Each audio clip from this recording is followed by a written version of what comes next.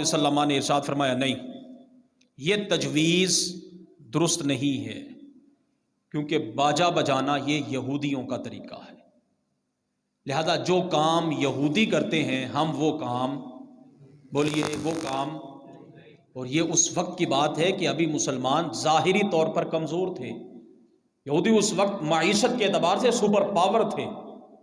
نبی علیہ الصلوۃ والسلام نے صراحتاً فرمایا نہیں، یہ کام ہم نہیں کریں گے، وجہ یہ یہودی کرتے ہیں۔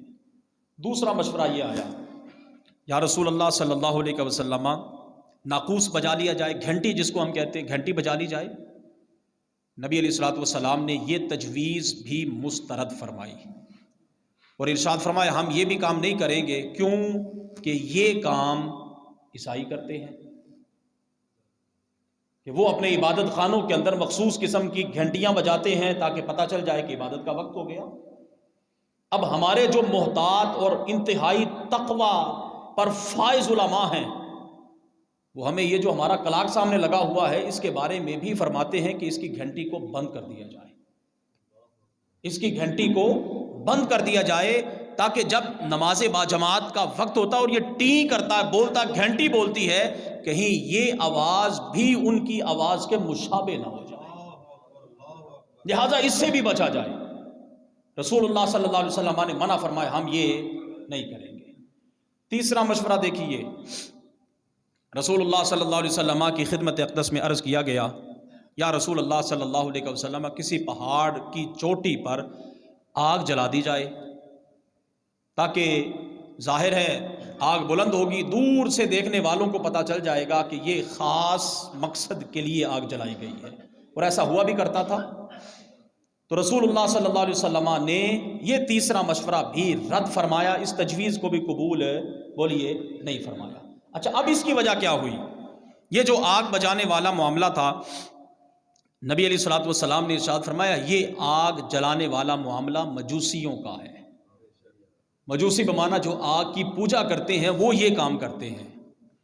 اب معاملہ یہاں ہی چھوڑ دیا گیا، نہ تو گھنٹی بجانے والے مشورے کو قبول فرمایا، نہ رسول اللہ صلی اللہ علیہ وسلم نے باجا بجانے والے مشورے کو قبول فرمایا، نہ آگ جلانے والے تجویز کو آپ نے قبول فرمایا، معاملہ یہاں ہی رہ گیا۔ اب جب انسان خالص توکل کرتا ہے اللہ کی ذات پر تو پھر میں پہلے عرض کر چکا اللہ تعالیٰ مدد بھی فرماتا ہے۔ یہاں سے یہ بات ختم ہوئی، صحابہ اکرام رضوان اللہ علیہم اجمعین اپنے گھروں کو تشریف لے گئے۔ حضرت سیدنا فاروق اعظم رضی اللہ تعالیٰ عنہ اور حضرت سیدنا عبداللہ بن زید رضی اللہ تعالیٰ عنہ، یہ دو حضرات نے خواب دیکھا۔ عبداللہ بن زید کہتے ہیں، جن کی حدیث کا مفہوم یہ بنتا ہے کہ میں سویا ہوا تھا، میں نے خواب میں دیکھا کہ ایک شخص جس کا لباس بڑا عمدہ اور اعلیٰ تھا وہ میرے گھر کی دیوار پر آ کر کھڑا ہوا، اس نے کچھ کلمات کہے، پھر کچھ وقت گزرا، اس نے پھر وہی کلمات دوسرے انداز میں کہے۔ اب میری آنکھ کھلی۔ عبداللہ بن زید کہتے ہیں میں رسول اللہ صلی اللہ علیہ وسلم کی بارگاہ اقدس میں حاضر ہوا اور میں نے آ کر وہ سارے کلمات جناب رسول کریم صلی اللہ علیہ وسلم سے عرض کر دیے۔ اب یہ بیان کر چکے تھے کہ اتنے میں حضرت فاروق اعظم بھی حاضر خدمت ہوئے اور عرض کرنے لگے، یا رسول اللہ صلی اللہ علیہ وسلم، مفہوم حدیث کہ جو خواب میرے بھائی عبداللہ نے دیکھا ہے، جو خواب میرے بھائی عبداللہ نے دیکھا ہے، میں نے بھی بعینی ہی وہی خواب دیکھا ہے، لیکن یہ بتانے میں مجھ سے سبقت لے جا چکے ہیں۔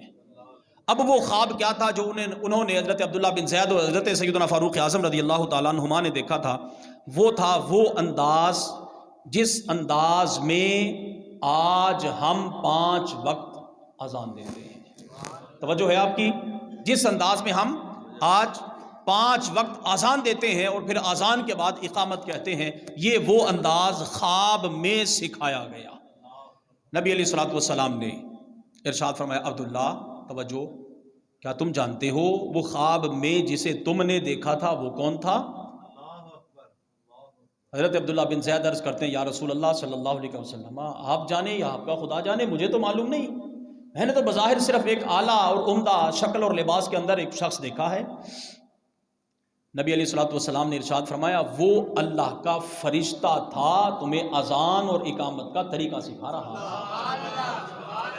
اذان اور اقامت کا، یہ جو اب ہم اذان اور اقامت پڑھتے ہیں، یہ وہ اذان و اقامت جو حضرت عبداللہ بن زید نے خواب میں دیکھی، نبی علیہ الصلوۃ والسلام کی خدمت اقدس میں بیان کی گئی، تو میرے کریم نے ارشاد فرمایا نماز سے پہلے اس انداز میں اذان دے لیا تاکہ مسلمانوں کو معلوم ہو جائے کہ اب نماز باجماعت کا وقت ہو چکا ہے. لہٰذا یہ ہمارا ایک الگ انداز اور ہماری ایک الگ بولیے پہچان ہے. ایک اور واقعہ اسی طرح کا، زمانہ جاہلیت کے اندر عمومی طور پر لوگ اگر نیک خواہشات کا اظہار کرتے یا کسی کو اگر کوئی دعا دینی ہوتی تو وہ اکثر طور پر ایک جملہ کہا کرتے تھے انعم اللہ بکا عینا وانعم صباحا. سادہ انداز میں اگر ہم اس کا معنی اور مفہوم بیان کریں تو معنی بنتا ہے شب بخیر اور صبح بخیر. اس طرح ہمارے ہاں گڈ مارننگ اور گڈ نائٹ کے الفاظ بولے جاتے ہیں. اب یہ حدیث توجہ سے سماعت کیجیے. ہماری اپنی ایک پہچان ہے، ہماری اپنی ایک تہذیب ہے، ہمارا الگ ایک دین ہے اور وہ مکمل ضابطۂ حیات ہے. ہم کسی سے کوئی جملہ ادھار لے کر تو اسے کیوں استعمال کریں؟ ہم کسی کا طریقہ تو تب اپنائیں کہ اگر وہ طریقہ دین اسلام میں موجود نہ ہو. تو زمانہ جاہلیت کے اندر لوگ کیا کرتے؟ جب کسی سے نیک خواہشات کا اظہار کرنا ہوتا یا کسی کو شام کے وقت یا صبح کے وقت دعا دینی ہوتی تو کہتے صبح بخیر شب بخیر. ہمارے ہاں اب عرف کے اندر میرے نوجوان حضرات بالخصوص اپنے اپنے احباب جاننے والوں کو صبح جب ہوتی ہے تو گڈ مارننگ اور شام کو گڈ نائٹ کے میسیجز کرتے ہیں. اب یہ جملہ سنیے، رسول اللہ صلی اللہ علیہ وسلم نے اس کام سے منع فرمایا. نبی علیہ الصلوۃ والسلام نے اس کام سے منع فرمایا. اب ایسا تو ہو نہیں سکتا کہ حضور ایک کام سے منع فرما دیں اور اس کا نعم البدل نہ عطا فرمائیں. ہم کسی سے ملیں صبح ہو اور ہمارے عرف کے اندر گڈ مارننگ کہا جاتا ہو، صبح بخیر کہی جاتی ہو، نبی علیہ الصلوۃ والسلام نے اس سے منع فرمایا. اب ایسا تو ہو نہیں سکتا کہ بدلے میں کچھ نہ عطا کیا ہو. میرے کریم آقا صلی اللہ علیہ وسلم نے ارشاد فرمایا مسلمان کا طریقہ یہ ہے کہ جب وہ صبح ملے یا شام ملے کسی سے نیک خواہشات کا اظہار کرنا ہو یا اپنی محبت کا اظہار کرنا ہو تو پھر ملتے وقت کہے السلام علیکم ورحمۃ اللہ وبرکاتہ. یہ ہے دین اسلام. یہ ایسا ہم نے کیوں کیا؟ تاکہ کفار کا زمانہ جاہلیت کا اور مسلمانوں کو جو طریقہ ہے اس میں واضح فرق ہو جائے. یہ چند ایک مثالیں میں نے آپ حضرات کے سامنے رکھی اس لیے کہ ہمیں معلوم ہو جائے ہماری اپنی ایک تہذیب ہے، ہماری اپنی ایک تہذیب ہے. اب آپ آئیے، اسلامی تہذیب کا حسن اگر بیان کیا جائے تو یقیناً اس کے لیے ہمارے سامنے گھنٹوں درکار ہیں. چند ایک عنوانات کے اعتبار سے اور چند ایک پہلوؤں کے اعتبار سے اگر ہم صرف اسلامی تہذیب کا حسن بیان کریں تو سب سے پہلے اسلام ہمیں نگاہ کے پاکیزہ رکھنے کا حکم دیتا ہے. اور بالخصوص جو آج اس عنوان کو منتخب کیا گیا اس کی بنیادی وجہ بھی یہ ہے کہ ایک ایسا تہوار جس کا اسلام سے دور دور تک کا تعلق نہیں وہ میرے نوجوانوں کے اندر عام سرایت کر گیا. آج کیا تاریخ ہے؟ 11 فروری ہے. آج کیا فروری ہے؟ ہمارے ہاں الامان والحفیظ 14 فروری کو بے حیائی کے نام سے منایا جاتا ہے. ہم اس کی حیثیت کو بیان کرنا چاہتے ہیں کہ ہم مسلمان ہیں، ہم مسلمان ہیں. ہمارا شیوا وہ نہیں کہ جو ایک عام راہ چلتے انسان کا ہے. ہمارا طریقہ وہ نہیں کہ جب کسی کو دیکھا چمک دمک دیکھی اور اسی کے پیچھے چل پڑے. ہمارا اسلام یہ نہیں کہتا. ہمارا اسلام الگ اپنی ایک پہچان رکھتا ہے. ہمارا زندگی گزارنے کا ایک الگ اور منفرد انداز ہے.